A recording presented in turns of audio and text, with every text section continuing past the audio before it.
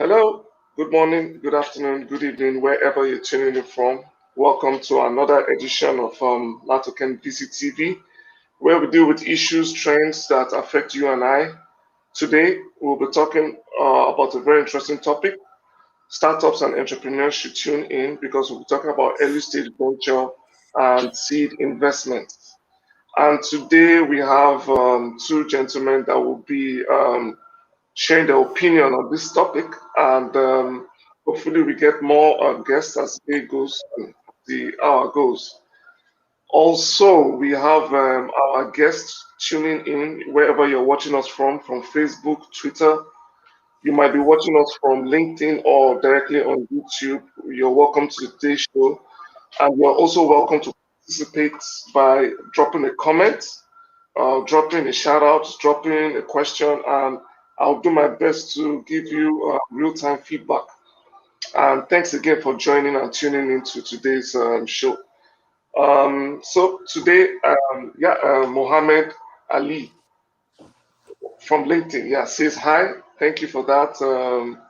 Mojunda Rafi, good project. Thanks for that. So straight to our guest, Raghu. Please introduce yourself to the audience. Let them know who you are. Give them a bit of a background. Sure. Thank you, Nathaniel and Latoken. I'm Raghu Rao from Princeton, New Jersey. I'm a serial entrepreneur, strategic advisor, and angel investor. Particularly, advise companies in the early stage and seed stage.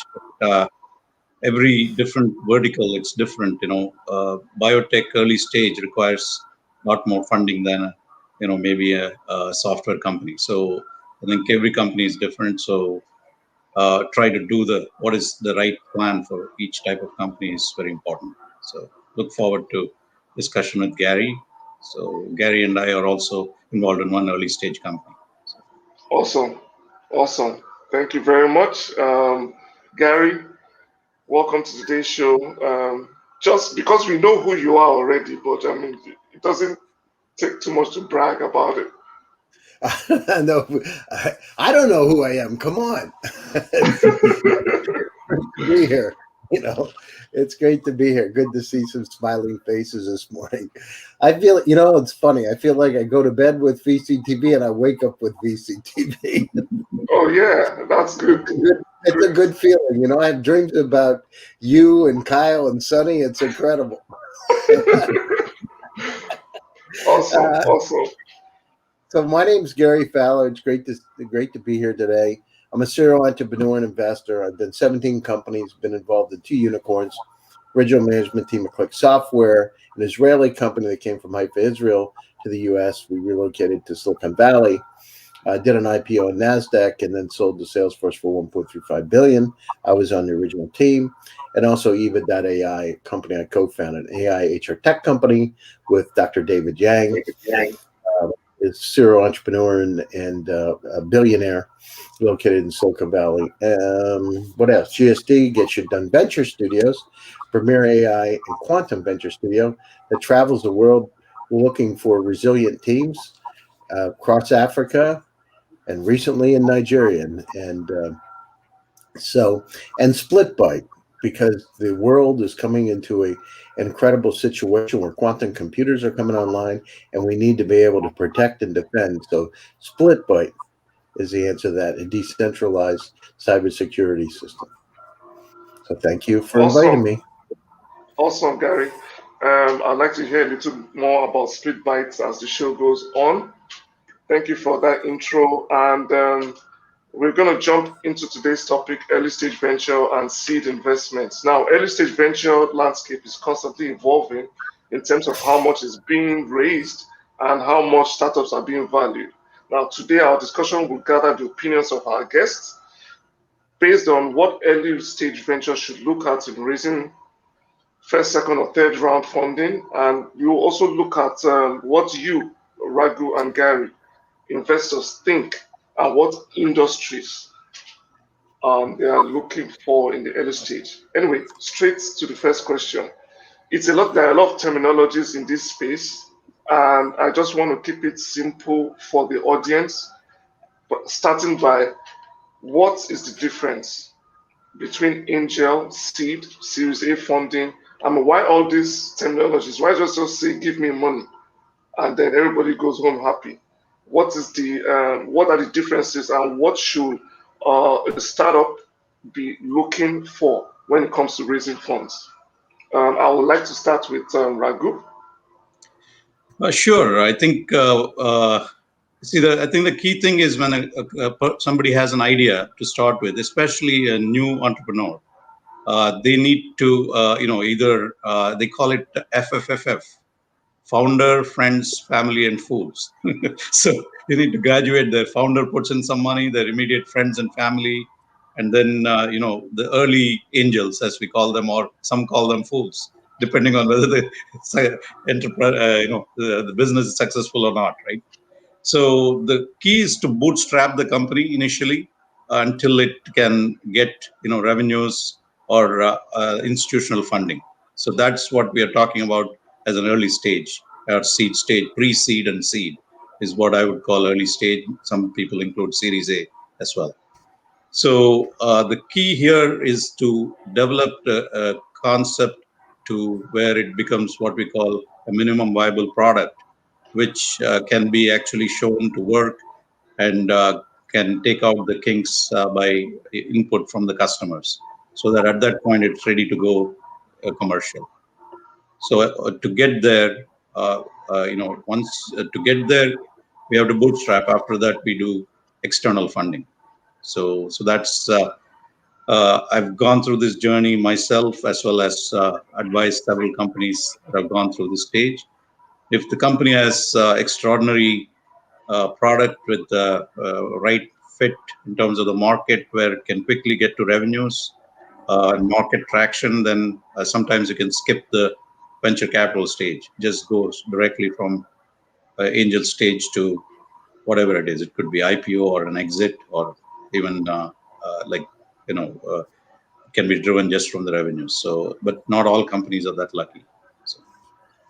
Okay, so I'd like to ask, are you an angel?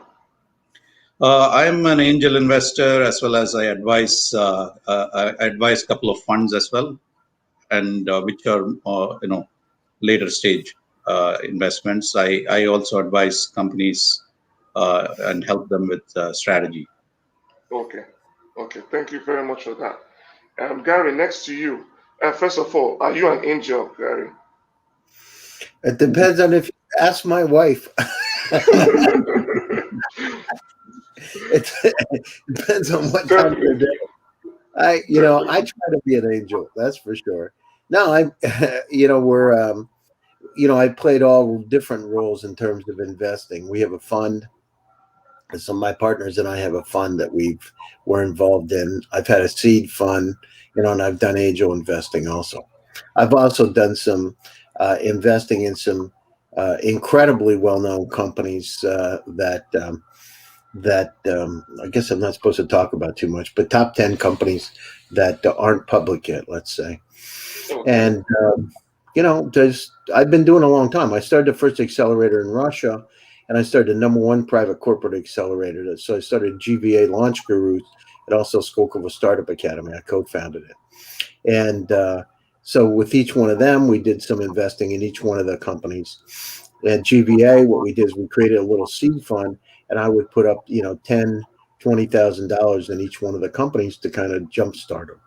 So I've done that. And it's, the one thing, Nathaniel, that's really important is with the companies, and I just started EVA a few years ago with David Yang. We started from scratch. And one of the things, as you're going down through and getting, your early stage seed, and I raised 2 seed rounds. They were $7 million. It was a $3 and $4 million round. So we called it seed 1 and 2. But you're investing based on faith at a seed level. You got to believe that the team can pull off whatever the dream is, and the dream is interesting enough and exciting that it's going to be worth be able to raise later rounds. There's a lot of faith. It's like there was an old Indiana Jones movie, with Sean Connery and Harrison Ford. You got to believe in what you're doing, and you got to have trust in it. Yeah, yeah. Thank you for that. And I'm sure that not only you as an investor having faith in in the company, the founders of the company also have to have significant faith in the product before they inspire such faith in the investor. Well, I Thanks. mean, the one thing is you can test it. There's a methodology that a good friend of mine, Bob Dorf, and also Steve Blank, they put a book out called the Startup Owner's Manual. And one of the things you need to do is one of the big reason early stage startups fails because they don't have product market fit. They think they know more about the customer, um, and than the customer does, and so they build this widget, this tool that nobody wants. So you got to go out and do your customer development. You got to validate your hypothesis. Do people really want it? And I went through it. So with Eva, before Eva was called Findo, it was a Google-like search for your personal cloud. I went out and did the validation and checked it. People loved it because they have so many repositories of data, they can't find things. But the problem is they don't want to pay for it. So the first is the pain point, but the other thing is Google gives stuff. They think Google's giving stuff for free. They don't realize how much Google's really getting. So people didn't want to pay for it. And I didn't realize I had 167,000 customers, right, or signups, but they didn't want to go over from the freemium to the premium model. So one of the things you got to do is are people willing to take money out of their pocket and pay for it? Right. Very interesting insight. Entrepreneurs should be looking at that. I mean, you might have a good idea, but is the idea enough for people to want to pay for this? For this? Thank you for that, Gary. Sure. Raghu, getting funding to early stage startup is becoming increasingly competitive in the past few years. Now, what is your view on the current and future status of fundraising for startups? Is it going to get easier for startups, more competitive, more money, less money? I mean, what's your insights? Oh, I think it's going to be more competitive, but there's also a lot more money available. As you know, there are different types. Right now, the SPAC wave is going on. There is more than 100 billion sitting around to be invested just in SPACs alone. And the pandemic, while it is creating, issues for a lot of people, it's also an opportunity because you have new problems to solve.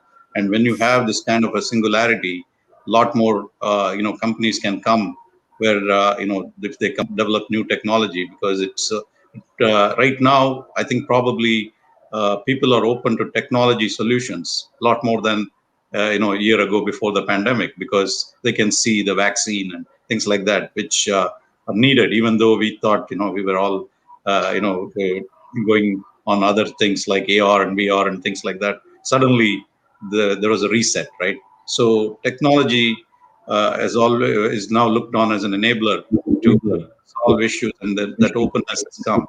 So I feel that the next year or two is going to be, there's a lot of money coming in, both public funding as well as private funding. And the hot areas, I would say, I think obviously healthcare related to the pandemic, it's not over. Then there is fintech and cybersecurity, clean tech, because climate change, as you know, is probably the single largest issue after the pandemic, and biotech, medtech. So all these areas, there's a lot of opportunities and funding.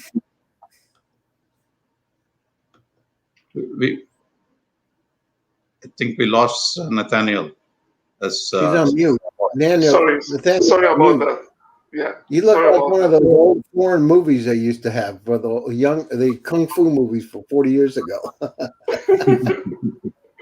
Yeah, sorry about that. I was going to say that I was going to come there and discuss later on in the show the industries that are looking good when it comes to fundraising and what investors and entrepreneurs should be looking forward to. But Gary, what do you think about the increasing competitiveness in the startup funding space? I mean, I know that you recently been to Africa and you've seen a lot of things in Nigeria and all that. I mean, is there prospect in this area raising funds and supporting startups? So, what's the question? Is there competition with the startups or competition to invest in the startups? Competition to invest in the startups.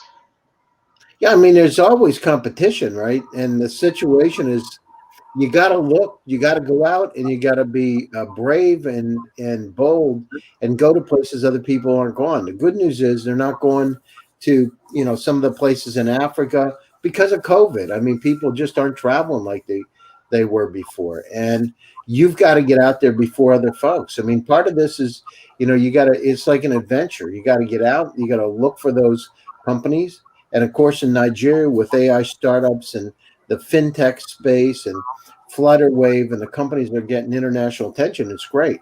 But right now is a great time. You got to go against the market. Well, like Warren Buffett says, if all the people are going in one direction, you're going to have a lot of competition. But you got to get out there and go in the opposite direction. So my theory is this is the best time to find those startups because they haven't had the attention that they did a year and a half ago because people don't want to travel. And you can be highly efficient if you do it the right way right now.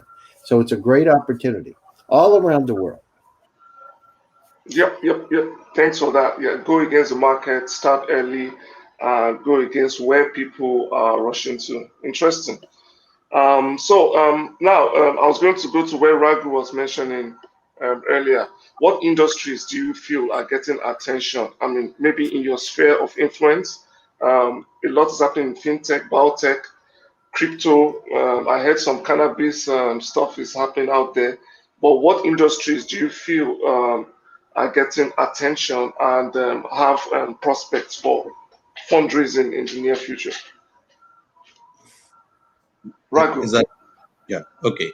Yeah, I will restrict myself to the industries I know, but Okay. the trends is I think that right now obviously biotech medtech is top of mind because of the COVID and its variants and the 100-year pandemic, right? So all it comes back to healthcare safety and the vaccines, and we thought that we're kind of beyond that, but the variants are coming, and this is going to be an annual affair, as I think we were discussing, where we need a booster, and then there's this industry has now come to the forefront. There is a need for diagnostic testing and opening up the economy. That is kind of top of mind right now, which requires continuous testing.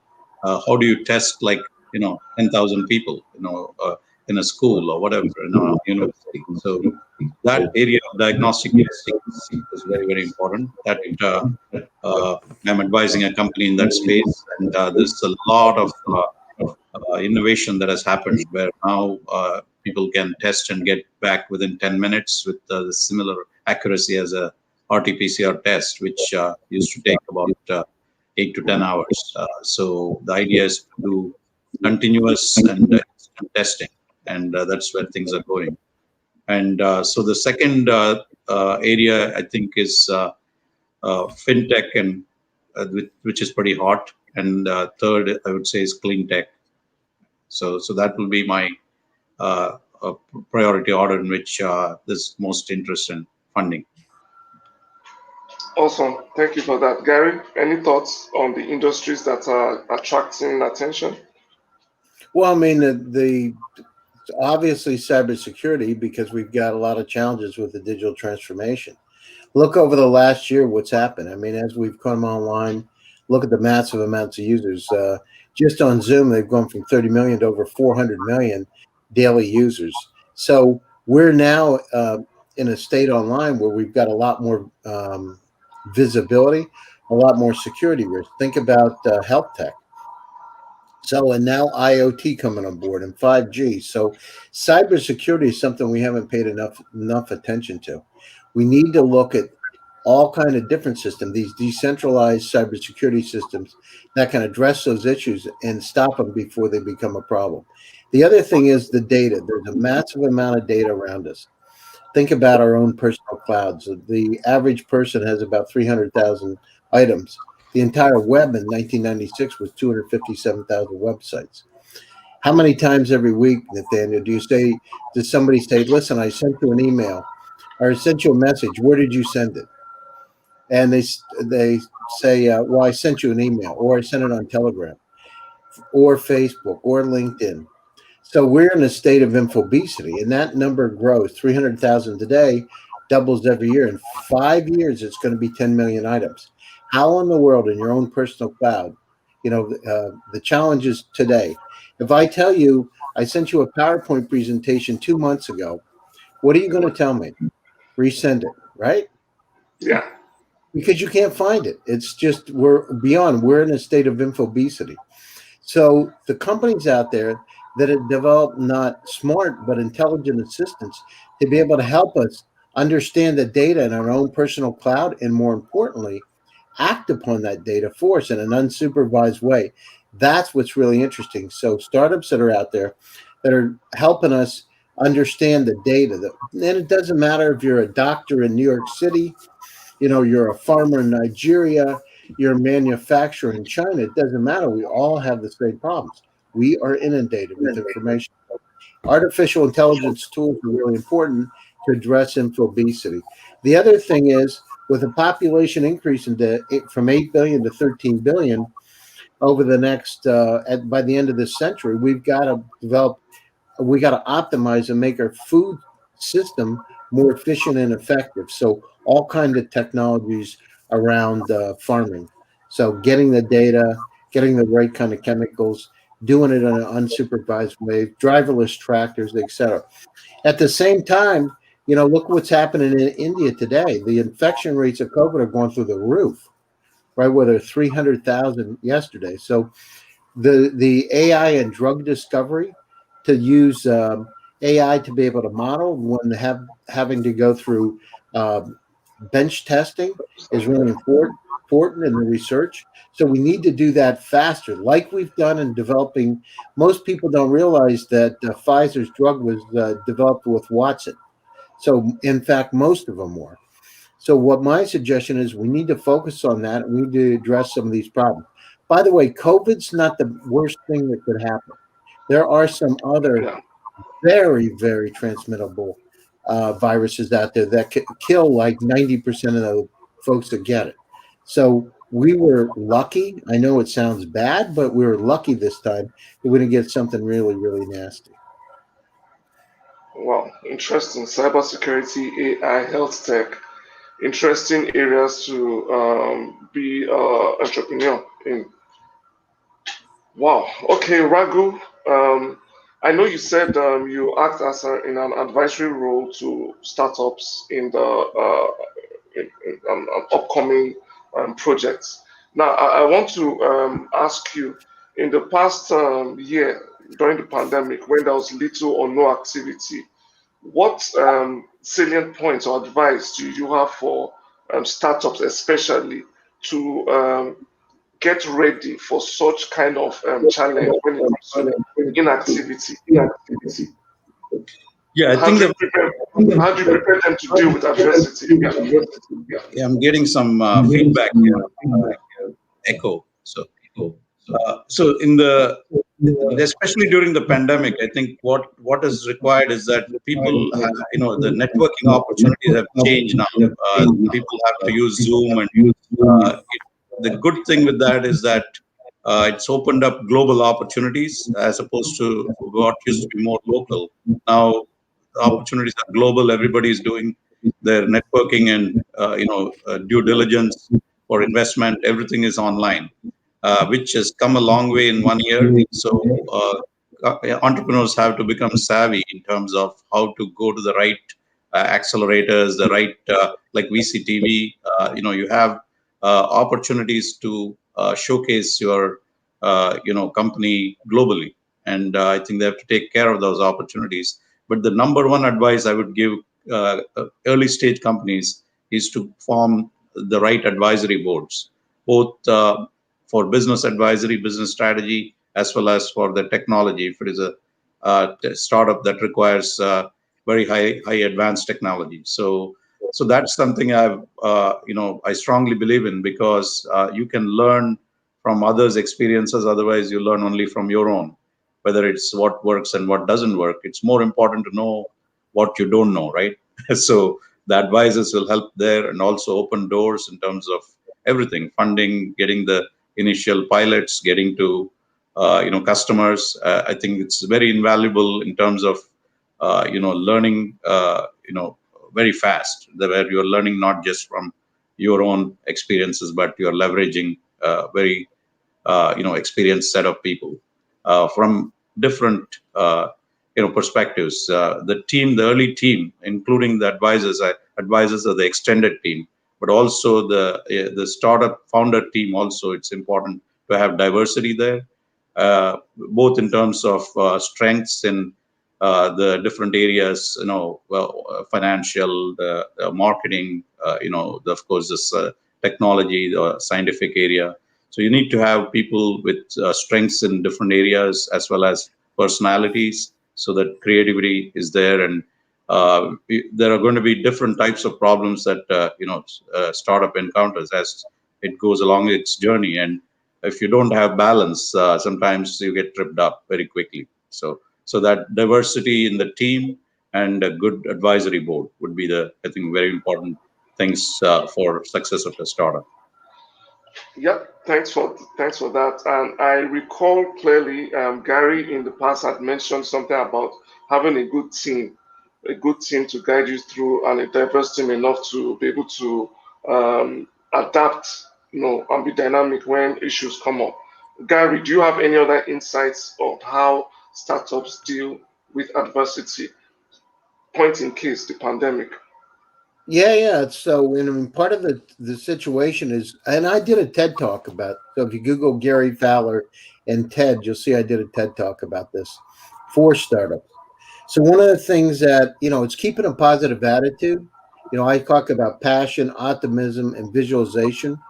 So, those soft side skills are really important because listen, if you're going to be successful in life, there are times that it's not easy, but you got to look at it in a positive way. Many cultures, especially Eastern Europeans, many times have a negative outlook. It's the glass is half empty.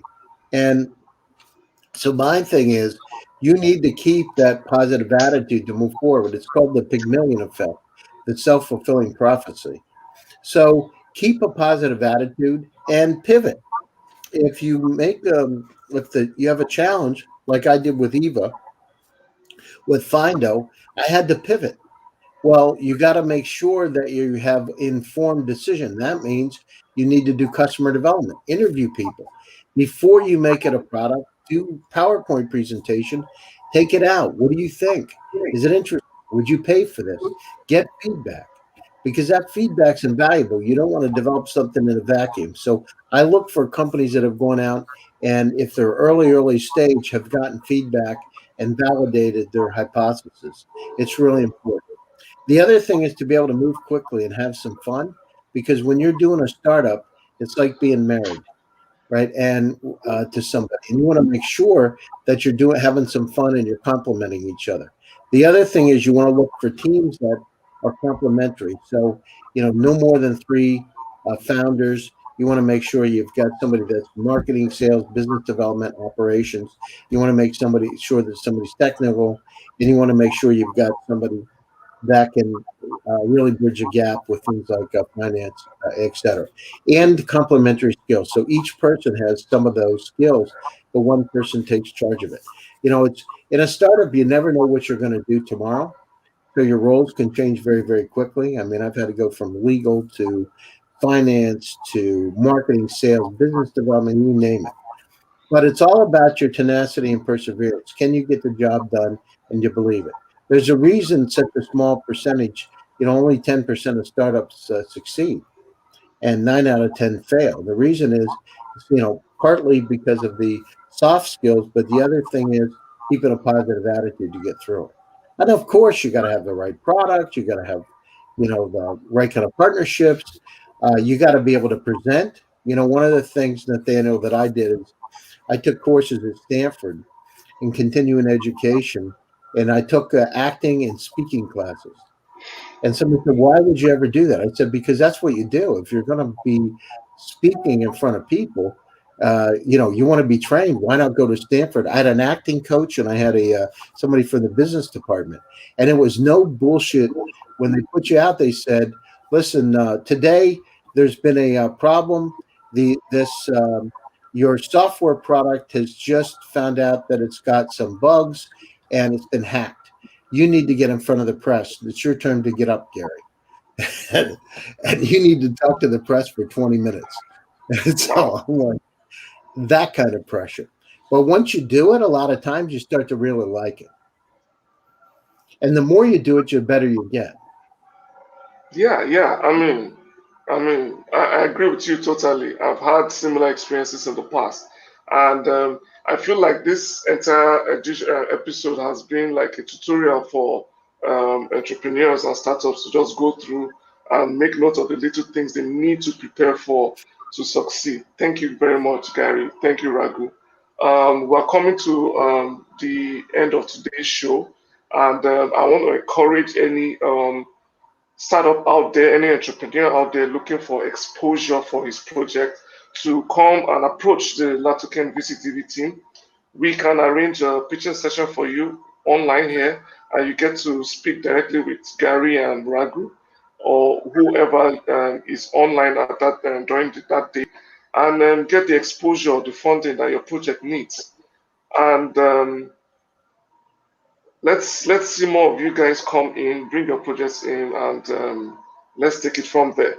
So, guys, thank you very much for today's talk. And I'd like any parting shots from Raghu to entrepreneurs out there looking at funding in general, early stage, seed, pre-seed. What are the general advice you have to give them as we round up today? Yeah, thank you, Nathaniel. And you can find me on LinkedIn at Raghu S. Rao. So I'm happy to engage with you and try to provide guidance. I think the most important thing for startups today is to be the technology is changing so rapidly. So if you are like you need to be like planning for the next year or 6 months out. You cannot work on a product and be frozen. The AI, as Gary is pointing out, is changing the paradigm about how problems are solved. You have to look at multiple things and be in front of the technology. Which means that you need to have a lot of younger people. It can't all be like a few older people trying to do the thing. You need a balance. You need both how to kind of the execute, but you also need everything. We don't need to see. Somebody was saying in one of the shows, we don't need to say fintech and green tech and all that. Everything is tech, so you can just don't need to say that. So technology is core. So you need to have a very good team that will help you navigate through the technology besides the other stuff. So I think that would be what I would leave my thoughts at. Yeah, thank you very much, Raghu. Have a young team, have a dynamic team, have a team with fresh insights, or a team that is always staying ahead of the technology. Thank you very much, Gary. Parting shots for entrepreneurs and startups out there. Yeah, sure. I hear an echo, by the way. It's kind of weird. Yeah, me too. I heard it some time ago. And I have my mic on mute. Yeah, it's still here a little bit. Anyhow, so I mean, it's as I said, it's keeping a positive attitude, going out there, get as much information as you can. You need to have visibility, write, do videos, get on panels, do pitching competitions, get the word out, because as soon as you meet with an investor, they're going to Google your name, and they're going to Google the name of your company. You got to make sure you have credibility and trust, that you are out online. Spend the time to write, spend the time to speak, spend the time to get involved in different competitions, etc., to get the visibility. It's critically important today. Understand that there's a lot of data out there, and that the companies Around the world, as we start to progress over the next few years, infobesity is going to become more and more of a problem across the board, whether it's corporations or our own personal cloud. Companies that develop technologies to help us understand the data better, how to be able to act upon the data, and more importantly, having the AI unsupervised systems that can really do a lot of it for us are going to be really important. You're going to see more and more of that happen. Focus on those areas. Stay positive, stay safe, and stay happy. Build a great team. Go out and work with your customers. Do your customer development. Make sure you validate your hypothesis. And if you do that, the probability of success goes dramatically up. You can reach me, Gary Fowler, on LinkedIn. You can reach me on Twitter. Check out my shows. In fact, I have one later today.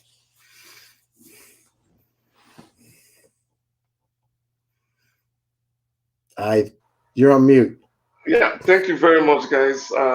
Very interesting insight, and I will encourage everybody to go back to this video on YouTube or LinkedIn, Facebook, and Twitter. Watch it all over again, pick something up, and get in touch with our guest today if the need arises, or get in touch with us if you want to pitch your startup. And we look forward to having you at our next show later on today.